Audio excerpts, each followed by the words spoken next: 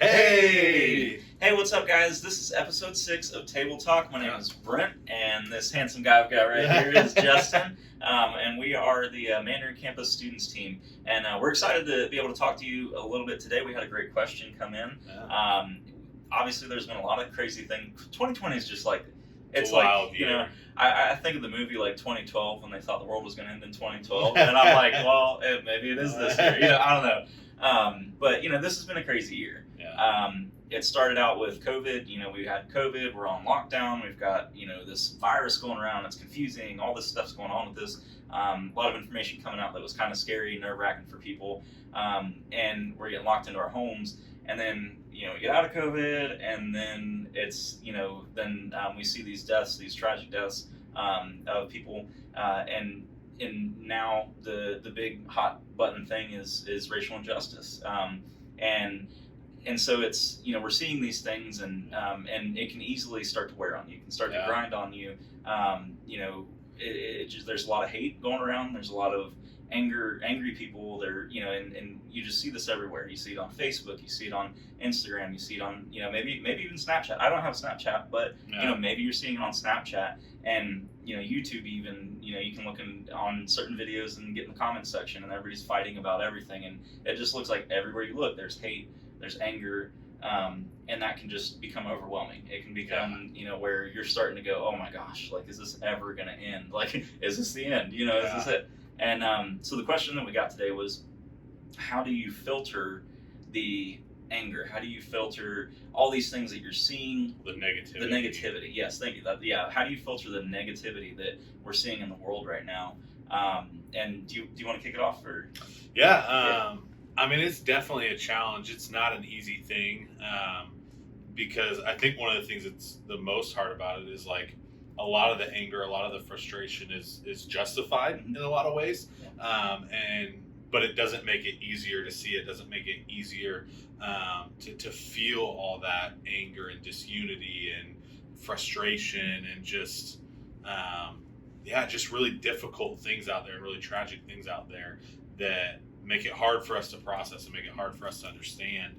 And I know in my own house, my wife Chris and I have talked, and it's like, man, I just feel like we're at this breaking point, and like it's just something's gonna snap, and it's like I don't even know, like, and it's just difficult to see everything that's going on, and to just keep going and to just walk through that. And so I think something that's helped us and something that we've kind of held on to, and this is a churchy answer, but it's the thing that's helped us the most is just jumping into scripture and talking to God and getting our minds back into that place of like, hey, I know I have a Father who loves me. I know what scripture tells me is true, and I know that I have hope in Jesus. Like, I think that's the one thing for me that's like, there's just so much negativity. There's so much hurt and sin and evil and pain in this world that it's just like, man, how can we ever come back? But it's like, no. Like, we can. Like, all of those things have already been defeated by Christ's death, burial, and resurrection. Like, he won the war against all of those things, and that will come to fruition when he returns, whenever that is. And so I think for me, that's been one of the biggest things, is just focusing on that, like focusing on the hope that we have in Jesus, and in his death and resurrection, knowing that all of these things will be solved. All of these problems will be solved by him. I think just having that hope helps me to not get so bogged down. Now, it is still difficult because it's like, okay, so what do we do? Just sit here and let the world light on fire until it comes back? Or until Jesus comes back? And it's like, well, no, we don't. But like, when I can start in that place of hope, when I can get through the like feeling that the world is over, because I'm focusing on the hope of Christ, it helps me to be re-energized, to go out and fight those battles that we can fight now while we're on earth, to go out and be that light on earth right now. But there's moments where that hope seems like it's so far away, and that hope seems so elusive. And I believe that that's Satan that's using all of this. It's using all of this negativity, all of this pain, and telling us and whispering in our ear, it's always going to be like this. It's never going to get better. You can't help this. You can't. There is no hope. The world is over. He wants us to fall away from that and not focus on that hope, because he knows if we can focus on that hope, if we can focus on who Jesus is and what he did on the cross, we can be extremely effective in spreading the love. We can be extremely effective at getting through COVID together and being a unified church. We can get through all of the racial tension that we're feeling right now. We can get through, anything that we're going through, anything else that 2020 is going to have for us in the second half of the year. Yeah, we've got a lot of stuff still coming, it looks like. But like, if we can just focus on that and start there, at least for me, when I can start with that, when I can start on the hope that I have in Jesus, it gives me the energy and the motivation to go out and do the things that I need to do to help be the light and see change in the world. So that's what I would say. Sorry, I know that's a long, churchy answer, but yeah, no, and that's great. And I mean, for me personally too, that's been a lot of it is making sure that trying to stay on the word, trying to because I'm human. There are times where I can go a few days, a week, or even longer and forget to like pick up my Bible. And I find that in those moments when I'm not spending that time with God, when I'm not spending that time growing, that's when the devil starts to creep in. And I mean, I've even through COVID, I've gone through this where there was like a 2 or 3 week period where I just started thinking about like, is there hope? Is there like a life after this? Is there is Jesus going to come back? And I've struggled through this in the past couple months. Like there was like this 3 week period where and I had to do some research. I had to just keep looking and keep praying and keep spending that time and having conversations with my wife. And bringing it up, there's a couple other people. I think I brought it up with you a couple times, and just getting back into the Word, and then getting to where it's like I'm reading this, I'm seeing this, and it's like okay, like I was just getting, I was losing my cool there. Almost lost my cool, and a couple, just thinking off the top of my head, like a couple of the books that are really good to read that do remind you of that hope are Revelation. I know it can be confusing. Pastor Jason's actually going through that on Wednesday nights. He's going through the book of Revelation. You can jump on there if you have a Facebook, your parent has a Facebook. You can join them going through Revelation. Hebrews is another one that encourages to stay strong in times of trouble and stick to the faith. Remember that Jesus is already, he's already won the battle. Jesus is our high priest sitting at the right hand of God, and he's there interceding for us. And so Hebrews, Revelation, you can read Job.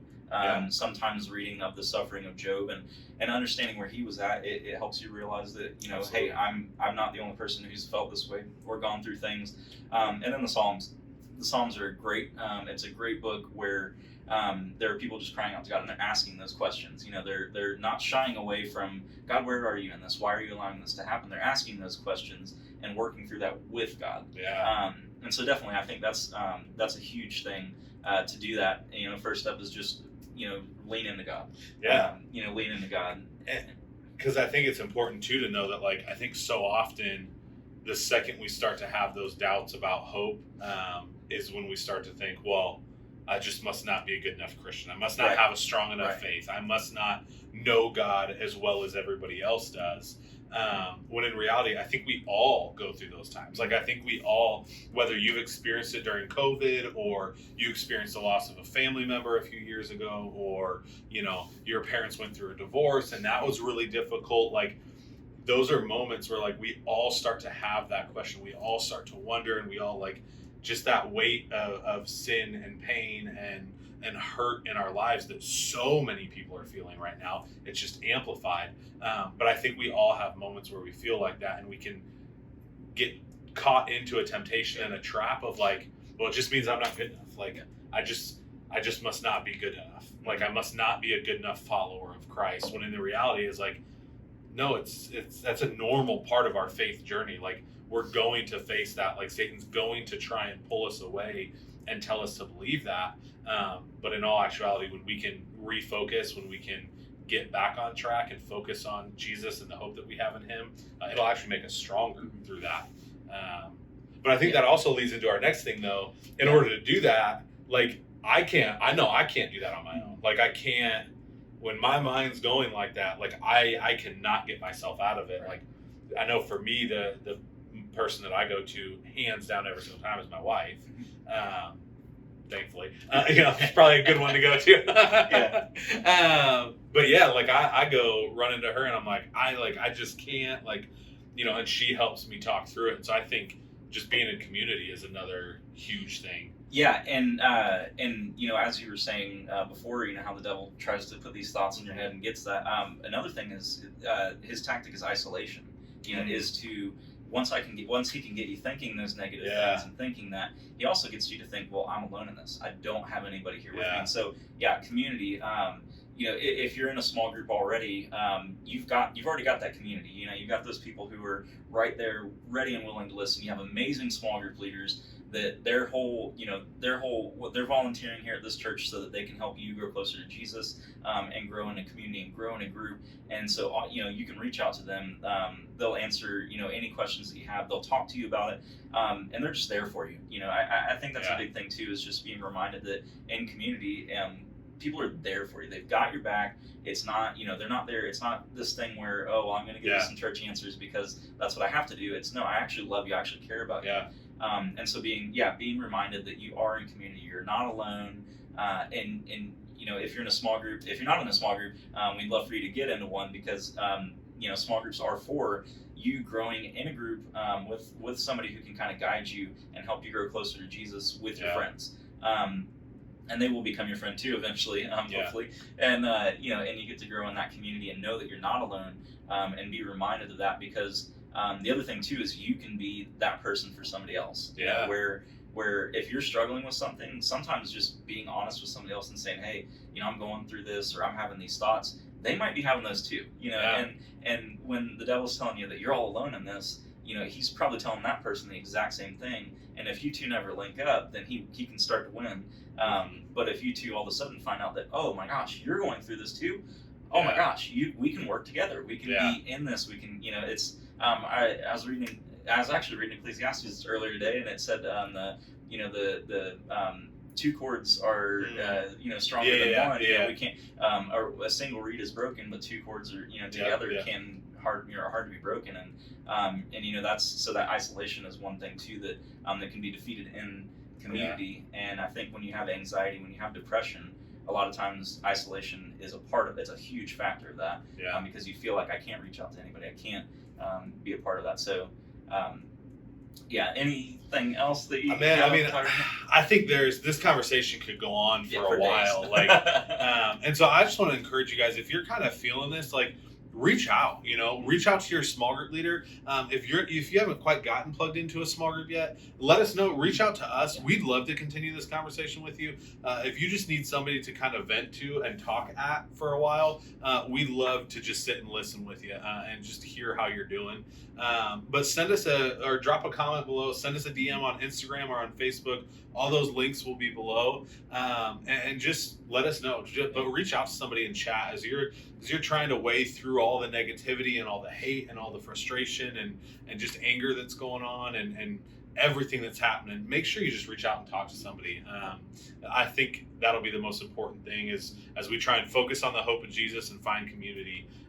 Can't find community without reaching out and asking somebody. So reach out, let us know, and we'd love to chat with you. But I think that's good. It's a good starting place. Oh yeah, absolutely. Good starting place. And and continue this conversation. You bring your parents into it. Have this conversation with your parents. Like, let them know, because we're all going through. Everybody is is going through this. Everybody's dealing with these thoughts, dealing with these things, even if they're not going to admit it. But you could bring it up to your parents, and you could just say, "Hey, like, I'm kind of nervous about this, and kind of feeling this kind of way," and you can, get some healthy growth and community out of that. So well, this is a good talk.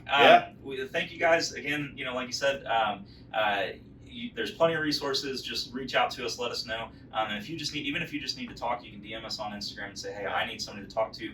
We'll try to reach out, give you a phone call, get a hold of you as quick as we can, so that you can talk through that. But we love you guys. Have a great week.